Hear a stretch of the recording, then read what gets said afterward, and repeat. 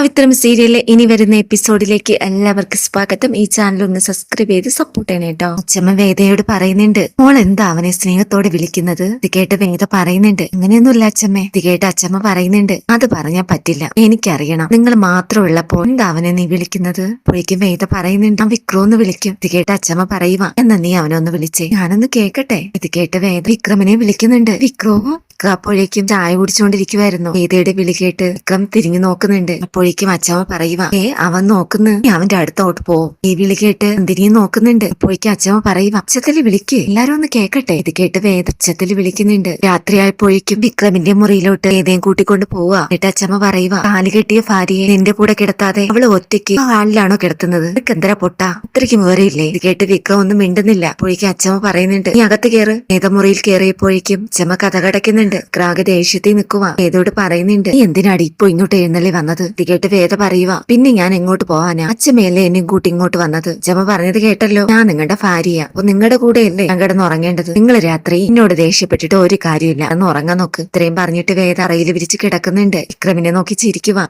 അപ്പോഴേക്കും വേദയോട് പറയുന്നുണ്ട്, എടി നിനക്ക് ഞാനിന്ന് കാണിച്ചു തരാം, അങ്ങനെ നീ ഇന്ന് ഇവിടെ കിടന്ന് ഉറങ്ങില്ല. അച്ഛമ്മ ഒന്ന് പോയോട്ടെ, എന്നെ ഞാൻ ഈ മുറിയിൽ നിന്നും പുറത്താക്കിയിരിക്കും, നീ അല്ലെങ്കിൽ നോക്കിക്കോ. ഇത് കേട്ട് വേദ പറയുന്നുണ്ട്, എന്തെങ്കിലും ചെയ്. കുറച്ചു സമയം കഴിഞ്ഞപ്പോഴേക്കും വിക്രം പതിയെ കഥക് തുറന്നു നോക്കുക. അപ്പോഴേക്കും പുറത്ത് അച്ഛമ്മ കസേരയിലിരിക്കുക. ഇത് കണ്ട വിക്രം പെട്ടെന്ന് കഥ കടക്കുന്നുണ്ട്. വേദ പുറത്തു പോകാതിരിക്കാനായി അച്ഛമ്മ കാവലിരിക്കുകയായിരുന്നു. ഇത് മനസ്സിലാക്കിയ വിക്രം മറ്റു വഴികളില്ലാതെ കട്ടിൽ പോയിരിക്കുക. എന്നിട്ട് വേദ ദേഷ്യത്തോട് നോക്കുന്നുണ്ട്. എന്നിട്ട് പറയുക, എടി നീ അധികം സന്തോഷിക്കണ്ട, ഇന്ന് നീ ഇവിടെ കിടന്നോ, നാളെ മുതലേ ഇതിനൊരു വഴി ഞാൻ കണ്ടോളാം, കേട്ടോടി വേദാളാം. ഇത് കേട്ട് വേദ പറയുന്നുണ്ട്, അത് നാളെയല്ലേ, നിങ്ങൾ ഇന്ന് കിടന്ന് ഉറങ്ങാൻ നോക്ക്, വെറുതെ എന്നോട് ദേഷ്യം കാണിച്ചിട്ട് ഒരു കാര്യമില്ല. ഇത്രയും പറഞ്ഞിട്ട് വേദ കണ്ണടയ്ക്കുക. ഇത് കണ്ട വിക്രം വേദയെ ചവിട്ടാനായി കാലെടുത്ത് പൊക്കുന്നുണ്ട്. അപ്പോഴേക്കും വേദ പറയുന്നുണ്ട്, എന്റെ ദേഹത്ത് കണ്ട കാലുകൊള്ളയാണെങ്കിൽ ഞാൻ ആ നിമിഷം അച്ഛമ്മയോട് പറയും, ഇത് വേണോ, നിങ്ങൾ ഈ മുറിയിൽ നിന്നും അച്ഛമ്മ പുറത്താക്കിക്കൊള്ളും. ഇത് കേട്ട് വിക്രം ഒന്നും പറയാതെ ടെല്ലി കിടക്കുക. തിരിഞ്ഞു കിടന്ന് ഉറങ്ങുന്നുണ്ട്. അച്ഛമ്മ രാവിലെ പുറത്തോട്ടൊക്കെ പോയി മൊബൈലിൽ ഫോട്ടോയും വീഡിയോ ഒക്കെ എടുക്കുന്നുണ്ട്. സെൽഫി എടുത്തുകൊണ്ടിരിക്കുന്ന സമയം കമലം അച്ഛമ്മയുടെ അടുത്ത് പോകുന്നുണ്ട്. പോയിട്ട് പറയുക, ഞാൻ കൂടെ വരാൻ പറഞ്ഞിട്ടാണ് അമ്മ വന്നതെന്ന് അബദ്ധത്തിൽ പോലും ഇവിടെ ആരോടും പറയല്ലമ്മേ. ഇത് കേട്ട് അച്ഛമ്മ തിരിച്ചുകൊണ്ട് കമലത്തോട് പറയുന്നുണ്ട്, നീ പേടിക്കേണ്ട കമല, അപ്പോഴല്ലേ എനിക്ക് കാര്യങ്ങളൊക്കെ മനസ്സിലാവുന്നത്. ഇതിനൊരു തീരുമാനം ആയിട്ടേ ഞാൻ ഇവിടുന്ന് പോകുന്നുള്ളൂ,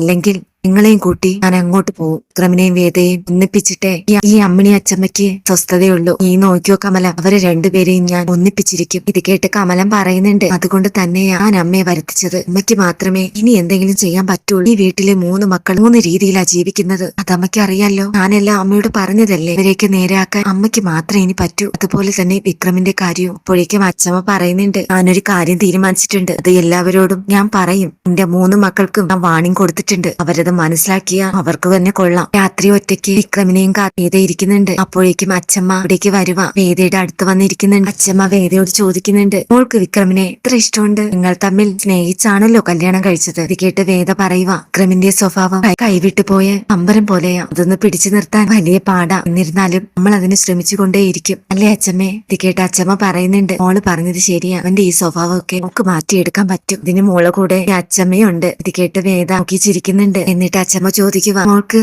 സ്വന്തം വീട്ടിലേക്ക് പോണെന്ന് തോന്നാറില്ലേ? വലിയ ചേച്ചിയുടെ മകളല്ലേ, ഇപ്പോൾ ഈ ജീവിതം അവൾക്ക് മടുത്തില്ലേ? ഇത് കേട്ട് വേദ പറയുക, ഭാര്യ ഭർത്താവ് ബന്ധം അങ്ങനെ മടുക്കാനുള്ളതാണോ? സന്തോഷത്തോടെ ജീവിക്കേണ്ടതല്ലേ? അതിന് ഭാര്യ ഭർത്താവ് ജീവിതത്തിൽ അഡ്ജസ്റ്റ്മെന്റ് ഒക്കെ വേണം, എന്നാൽ മാത്രമേ ജീവിതം മുന്നോട്ട് പോകൂ. ഇതൊക്കെ കേട്ട് അച്ഛമ്മ വേദയുടെ മുഖത്തുനിന്ന് കണ്ണെടുക്കാതെ തിരിച്ചുകൊണ്ട് നിൽക്കുന്നുണ്ട്. എന്നിട്ട് അച്ഛമ്മ മനസ്സിൽ പറയുന്നുണ്ട്, എന്റെ വിക്രമിന് കിട്ടിയ ഭാഗ്യമാണ് ഈ പെണ്ണ്, ഇവളെ ഒരിക്കലും വിക്രം നഷ്ടപ്പെടുത്തി കളയാൻ ഞാൻ സമ്മതിക്കില്ല. രാവിലെ ആയപ്പോഴേക്കും വേദ കൈവരിയിരുന്ന് എന്തോ ആലോചിച്ചുകൊണ്ടിരിക്കുക. അപ്പോഴേക്കും അച്ഛമ്മ അടുത്ത് പോയി പറയുന്നുണ്ട്, എന്താണ്, വിക്രമിനെ കുറിച്ച് സ്വപ്നം കാണുവാണോ? ഇത് കേട്ട് വേദ പറയുന്നുണ്ട്, എന്തിനാ അച്ഛമ്മേ എപ്പോഴും എന്നെ ഇങ്ങനെ കളിയാക്കുന്നേ? ഇത് കേട്ട് പറയുന്നുണ്ട്, അയ്യടോ മുഖത്തൊക്കെ നാണം വന്നല്ലോ, ഇത് കാണാൻ നല്ല രസമാണ്. ഇത് കേട്ട് വേദ ചിരിക്കുന്നുണ്ട്. അവൻ ദേഷ്യം കാണിച്ചാൽ മോള് തിരിച്ച് സ്നേഹം കാണിക്കണം, അവൻ അങ്ങോട്ട് പോയാൽ മോൾ ഇങ്ങോട്ട് വിളിക്കണം, അങ്ങനെ ആയിരിക്കണം. അവനെ അവന്റെ ഇഷ്ടത്തിന് ഇടാൻ സമ്മതിക്കില്ല മോളെ. മോളെ അനുസരിക്കുന്ന ഒരു പൂച്ചക്കുട്ടിയെ പോലെ ആവണം വിക്രം, അങ്ങനെ മാറ്റിയെടുക്കാൻ നിന്നെ കൊണ്ടേ പറ്റൂ. അവന്റെ മനസ്സിൽ നിന്നോട് ഇഷ്ടമൊക്കെ ഉണ്ട്. നിന്നെ പോലൊരു പെണ്ണിനെ എങ്ങനെയാ അവൻ ഇഷ്ടപ്പെടാണ്ടിരിക്കുക? അവൾ അത്രയ്ക്ക് സുന്ദരിയല്ലേ? കാര്യമല്ലേ, അവൻ പുറത്ത് കാണിക്കാത്തതാ. അവന്റെ മനസ്സ് എനിക്കറിയില്ലേ. അപ്പോഴേക്കും വേദ പറയുന്നുണ്ട്, അച്ഛമ്മയ്ക്ക് ഞാൻ ചായ എടുത്തിട്ട് വരാം. ഇത്രയും പറഞ്ഞിട്ട് അടുക്കളയിലോട്ട് പോകുന്നുണ്ട്. വേദ ചായയുമായി അച്ഛമ്മയുടെ അടുത്ത് വരുന്നുണ്ട്. വന്നിട്ട് ചോദിക്കുക, വിക്രമിന് നീ ചായ കൊടുത്തോ? അപ്പോഴേക്കും പറയുന്നുണ്ട്, വിക്രം ഉണരാൻ സമയമായിട്ടില്ല. ഇപ്പൊ പോയി ഉണർത്തിയാ എന്നെ എന്താ പറയാന്ന് എനിക്ക് തന്നെ അറിയില്ല. അത്രയ്ക്കും ദേഷ്യമായിരിക്കും. ഇത് കേട്ട് അച്ഛമ്മ പറയുന്നുണ്ട്, ഇത് ഇപ്പോഴല്ലേ നിങ്ങള് രണ്ടുപേരും ശരിക്കും സ്നേഹമാവുമ്പോഴുണ്ടല്ലോ വല്ലാത്ത അനുഭവമാണ്. അത് ഞാനെങ്ങനെ പറഞ്ഞു തരിക?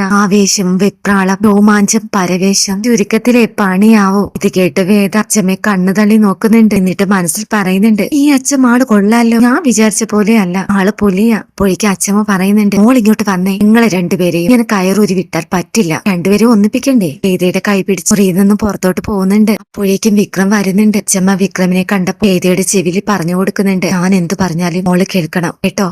ഇത് കേട്ട് വേദ പറയുന്നുണ്ട്, ആ ശരി. ഇത് കണ്ട വിക്രം ചോദിക്കുന്നുണ്ട്, എന്താണ് രഹസ്യം? എന്നെ വീഴ്ത്താനുള്ള എന്തെങ്കിലും നമ്പരാണോ? ഇത് കേട്ട് അച്ഛമ്മ പറയുന്നുണ്ട്, നീ എന്തിനാണ് എപ്പോഴും മോളോട് ഇങ്ങനെയൊക്കെ സംസാരിക്കുന്നത്? നിങ്ങൾ സ്നേഹിച്ച് കല്യാണം കഴിച്ചതല്ലേ, എന്നിട്ട് ആ സ്നേഹമൊന്നും ഞാൻ കാണുന്നില്ലല്ലോ. ഇങ്ങനെ ഇരുന്നാ പറ്റില്ല. അപ്പോഴേക്കും അച്ഛമ്മ പറയുന്നുണ്ട്, ഞാനിതാ വരുന്നു, ഫോണിൽ ആരോ വിളിക്കുക. ഇത്രയും പറഞ്ഞിട്ട് അച്ഛമ്മ അകത്തോട്ട് പോകുന്നുണ്ട്. അപ്പോഴേക്കും വിക്രം വേദയോട് ചോദിക്കുന്നുണ്ട്, എടി നീ അച്ഛമ്മയെ സോപ്പിട്ടെടുത്തല്ലേ, ഇതുകൊണ്ടൊന്നും എന്നെ തോപ്പിക്കാന്ന് വിചാരിക്കണ്ട. നീ അച്ഛമ്മയും കൂടി എന്തൊക്കെ കാണിച്ചാലും എനിക്കൊന്നുമില്ല. ഇത് കേട്ട് വേദ പറയുന്നുണ്ട്, അതിന് ഞാനെന്ത് വേണം? എന്നോട് എന്തിനാ ഇതൊക്കെ പറയുന്നേ?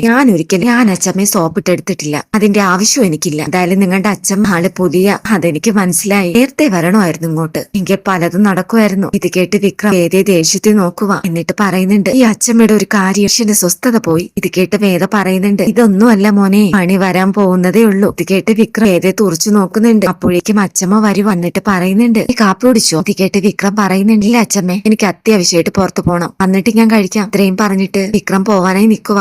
അപ്പോഴേക്കും അച്ഛമ്മ പറയുന്നുണ്ട്, നിക്കട അവിടെ, ഇവളോട് പറഞ്ഞിട്ട് പോ. അത് മാത്രമല്ല, ഇവളെ ചേർത്ത് പിടിച്ച് ഒരു ഉമ്മ കൊടുത്തിട്ട് നീ പൊക്കോ. ഇത് കേട്ട് വിക്രംബരപ്പോടെ വേദയെ നോക്കുന്നുണ്ട്. ഇത് കണ്ട അച്ഛമ്മ വിക്രമിനോട് പറയുന്നുണ്ട്, എടാ നീ എന്താ ഇങ്ങനെ നോക്കുന്നേ? എന്റെ ഭാര്യയ്ക്ക് ഉമ്മ കൊടുക്കാനാ പറഞ്ഞു, അതിന് നീ എന്തിനാ ഇങ്ങനെ അമ്പരക്കുന്നേ? ഇത് കേട്ട് വിക്രം പറയുന്നുണ്ട്, അതൊന്നും വേണ്ട. എന്താ അച്ഛമ്മേ ഇങ്ങനെയൊക്കെ പറയുന്നേ? അച്ഛനക്ക് ഒരു നാണമില്ല. ഇത് കേട്ട് പറയുന്നുണ്ട്, എടാ നിന്നേക്കാൾ കുറെ ഓണം കൂടുതലുണ്ടവളാ ഞാൻ. നീ എന്നെ പഠിപ്പിക്കാൻ വരല്ലേ, ഞാൻ പറയുന്നത് പോലെ നീ അങ്ങ് കേട്ടാ മതി. ഇത് കേട്ട് വേദാങ്കി ഞെട്ടലിൽ നിൽക്കുക. വിക്രമിനെ നോക്കി ചിരിക്കുന്നുണ്ട്. വിക്രം മിണ്ടാതെ നിൽക്കുന്നത് കണ്ട് അച്ഛമ്മ പറയുന്നുണ്ട്, ഇവിടെ കയ്യിലെങ്കിൽ ഒരു ഉമ്മ കൊടുത്തിട്ട് പോടാ. ഇത് കേട്ട് വിക്രം വേറെ വഴികളില്ലാതെ വേദയുടെ കയ്യിൽ പിടിക്കുന്നു. പെട്ടെന്ന് പിടിച്ച് കയ്യിൽ ഉമ്മ കൊടുക്കുക. ഇത് കണ്ട് വേദ കണ്ണു തള്ളി വിക്രമിനെ നോക്കുന്നുണ്ട്. വിശ്വസിക്കാനാവാതെ വിക്രം വേദനെ ഒരു നോട്ടം നോക്കി പെട്ടെന്ന് ബൈക്കിൽ കയറി പോകുന്നുണ്ട്. ഇത് കണ്ട അച്ഛൻ പൊട്ടി ചിരിക്കും. ഇതെല്ലാം ഒളിച്ചു നിന്ന് നന്ദിനി കാണുന്നുണ്ട്. എന്നിട്ട് നന്ദിനി പറയുക, ഓ അച്ഛമ്മയുടെ ഉദ്ദേശം അപ്പൊ അതാണല്ലേ, ഇനി ഇവിടെ നിന്ന് ഇവരെ തമ്മിൽ ഒന്നിപ്പിച്ചിട്ടേ പോവുള്ളൂ. എങ്ങനെയെങ്കിലും ഈ അച്ഛമ്മയെ ഇവിടെ നിന്ന് ഓട്ടിക്കണം. ഇത്രയും പറഞ്ഞിട്ട് നന്ദിനി അവിടെ നിന്ന് പോകുന്നുണ്ട്. രാത്രി ആയപ്പോഴേക്കും അച്ഛമ്മ വിക്രമിനെ വിളിക്കുന്നുണ്ട്. വിളിച്ചിട്ട് പറയുക, സമയം എത്രയെന്നറിയാവോ? ഇവിടെ എല്ലാരും ചോറ് കഴിക്കാൻ സമയമായി, നീ പെട്ടെന്ന് ഇങ്ങോട്ട് വന്നേ. ഇപ്പൊ നീ വന്നില്ലെങ്കിൽ ഞാൻ അറിയാലോ നിനക്ക് അച്ഛമ്മയുടെ സ്വഭാവം, വാടാ ഇങ്ങോട്ട്.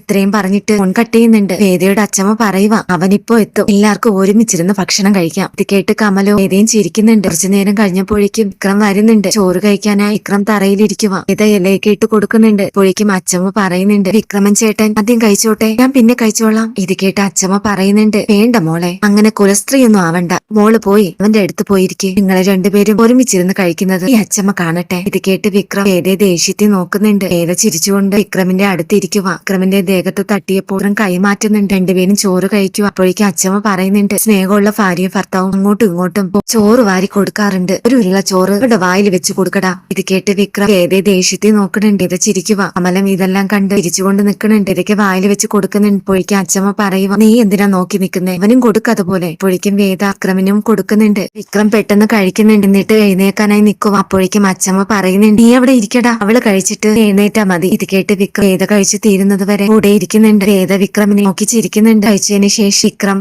കഴുകിയിട്ട് പോകുന്നുണ്ട്. അപ്പോഴേക്കും അച്ഛമ്മ പറയുക, കിടക്കാനായിട്ട് പോണ്ട, എനിക്ക് നിന്നോട് ഒരു കാര്യം പറയണം, പുറത്തിരിക്ക്, ഞാനിതാ വരുന്നു. ഇത് കേട്ട് വിക്രം പറയുന്നുണ്ട്, ശരി അച്ഛമ്മേ. അപ്പോഴേക്കും വേദ വിക്രമിന്റെ അടുത്തേക്ക് വരുന്നുണ്ട്. എന്നിട്ട് പറയുന്നുണ്ട്, ഇന്ന് കഴിച്ച ആഹാരത്തിന് നല്ല ടേസ്റ്റ് ആയിരുന്നു അല്ലേ, ഇങ്ങനെ ഒരു മുഹൂർത്തം സ്വപ്നത്തിൽ പോലും കരുതിയതല്ല. വേദ പറയുന്നത് കേട്ട് വിക്രമിന് ദേഷ്യം വരുന്നുണ്ട്. അപ്പോഴേക്കും വേദ ദേഷ്യത്തിൽ എന്തോ പറയാൻ പോകുന്നുണ്ട്. അപ്പോഴേക്കും അച്ഛമ്മ വന്നിട്ട് പറയുക, നീ എന്താടാ അവളെ പറയുന്നേ? ഇപ്പൊ നോക്കിയാലേ രണ്ടും അങ്ങോട്ടും ഇങ്ങോട്ടും ചിലപല സംസാരാണല്ലോ. ഇവളോട് നീ സ്നേഹത്തോട് സംസാരിക്കുന്നത് ഞാൻ ഇതുവരെ കണ്ടിട്ടില്ല. എന്താടാ കാര്യം? ഈ താലി വെച്ച് കെട്ടിയ പെണ്ണല്ലേ, അതും ഇഷ്ടപ്പെട്ട്, എന്നിട്ട് എന്താ അവളോട് ഇങ്ങനെ കാണിക്കുന്നേ? ഇത് കേട്ട് വിക്രം ഒന്നും പറയുന്നില്ല. ഇപ്പോഴേക്കും അച്ഛമ്മ പറയുക, ഇന്നെന്തായാലും പോയി കിടന്നോ, രാവിലെ ഞാൻ പറയാം എല്ലാവരോടുമായി. ഇതിനു വേണ്ടി കൂടിയാ ഞാൻ ഇങ്ങോട്ട് വന്നത്.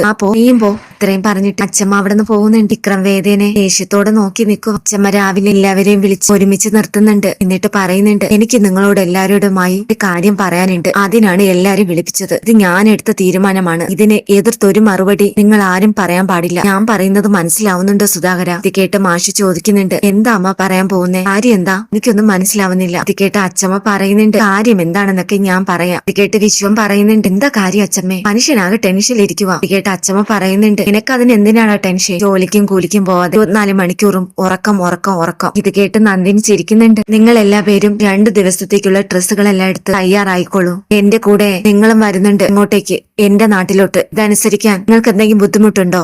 ഞാൻ വേറെയും കുറെ സ്ഥലങ്ങൾ പ്ലാൻ ചെയ്തിട്ടുണ്ട്. നമുക്ക് എല്ലായിടം പോയി ഇടിച്ചു പൊളിച്ചിട്ട് വരാം. സുധാകര, നിനക്കെന്തെങ്കിലും എതിർപ്പുണ്ടോ? ഇത് കേട്ട് മാഷ് പറയുന്നുണ്ട്, ഇത് അമ്മയുടെ തീരുമാനമല്ലേ, മാറ്റി പറയാൻ അമ്മ സമ്മതിക്കില്ലല്ലോ. അമ്മയുടെ ഇഷ്ടം. എല്ലാം കേട്ട് അമ്പരന്ന് നിൽക്കുന്നുണ്ട് നന്ദിനിയും വിനായകനും. ഇത് കേട്ട് വേദ തിരിച്ച് സന്തോഷിച്ച് നിൽക്കുന്നുണ്ട്. എല്ലാരും ഒരുങ്ങി വേഗം ഡ്രസ്സുകളും എല്ലാം എടുത്ത് ഇടൊക്കെ പൂട്ടുന്നുണ്ട്. പുറത്തുനിന്നും എല്ലാരും ഒരുമിച്ച് സെൽഫിയൊക്കെ എടുക്കുക. അപ്പോഴേക്കും വേദ വിക്രമിനോട് പറയുന്നുണ്ട്, ഇനി 2 ദിവസം നിങ്ങളുടെ തിരുമുഖം എനിക്ക് എപ്പോഴും കാണാമല്ലോ. അല്ലെങ്കിൽ രാവിലെ രാത്രിയല്ലേ എനിക്ക് നിങ്ങളെ കാണാൻ കിട്ടാറുള്ളൂ. ഇത് കേട്ട് വിക്രം പറയുന്നുണ്ട്, അച്ഛമ്മ വന്ന ശേഷം നീ നല്ല സന്തോഷത്തിലാന്ന് എനിക്കറിയാം. 2 ദിവസമല്ലേ, അത് കഴിഞ്ഞാൽ അച്ഛമ്മ പിന്നെ ഇങ്ങോട്ട് വരില്ല. അങ്ങനെ ഒരു സമാധാനം ഉണ്ട് എനിക്ക്. ഇത് കേട്ട് വേദ പറയുന്നുണ്ട്, ആദ്യം 2 ദിവസം കഴിഞ്ഞ് തിരിച്ച് വന്നിട്ടല്ലേ. ഇത്രയും പറഞ്ഞിട്ട് എല്ലാരും വണ്ടിയിലോട്ട് കയറുന്നുണ്ട്. വണ്ടിയിലിരുന്ന് ചിരിയും പാട്ടും കളിയുമായിട്ട് എല്ലാവരും ആർത്തുല്ലസിക്കുന്നുണ്ട്. ചിരിച്ച് സന്തോഷമായി വിക്രമും വേദയും പട്ടിനത്ത് ഡാൻസൊക്കെ കളിക്കുന്നുണ്ട്. വീട്ടിലെല്ലാ പേരും ചിരിച്ച് കളിച്ച് സന്തോഷത്തോടെ പോകുന്നുണ്ട്. കൂടെ അച്ഛമ്മയും.